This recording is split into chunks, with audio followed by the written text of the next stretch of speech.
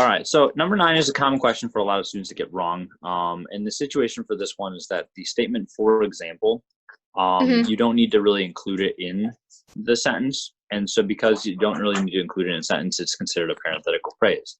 Now, one other Okay. thing about this as well, and that is the rule for colon, right? When do you use a colon within a sentence?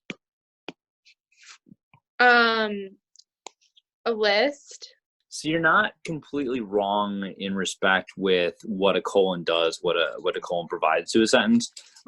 It is technically an independent clause followed by a dependent clause, and a dependent clause could be a list. So I'm not Okay. saying that that's wrong. That a colon it does come before a list quite frequently, but a better definition is that it's an independent clause followed by a dependent clause. Okay.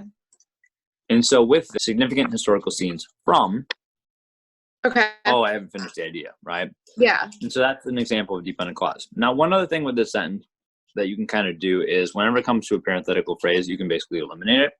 And so a dash is considered a parenthetical phrase, or two dashes are going to be considered a parenthetical phrase. So the main clause is saying this clock has a series of panels depicting significant historical scenes from the American Revolution, the Oregon Trail migration, and the California Gold Rush. Right? That's basically Okay. what this sentence is saying.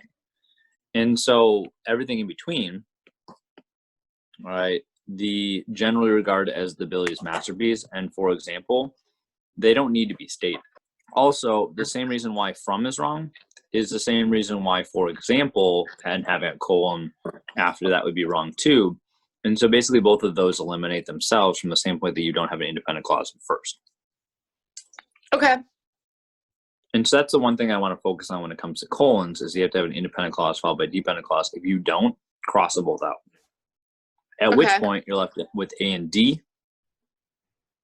All right, and so A and D, the option for this one, or the thing you have to identify here, is do I need to state the word for example, or the statement for example, right? Or does the sentence work without that, right? Could I say this clock has a series of panels depicting his significant historical scenes from the American Revolution, the Oregon Trail migration, and the California Gold Rush? Hmm.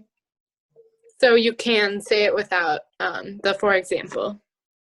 Yep, exactly, right? And so because you can say without the example or for example in there, right? That's the reason why this works as a parenthetical phrase. And so this one actually has two parenthetical phrases in one sentence, which is kind of unique. Okay. And so that's parenthetical phrase and parenthetical phrase. Okay.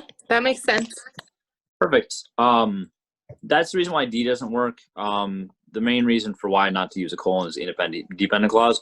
A lot of students have a tendency, because you have a list, right? Because you have the list here, everybody jumps to the conclusion that you're going to use a colon, and it just doesn't quite work here. Okay.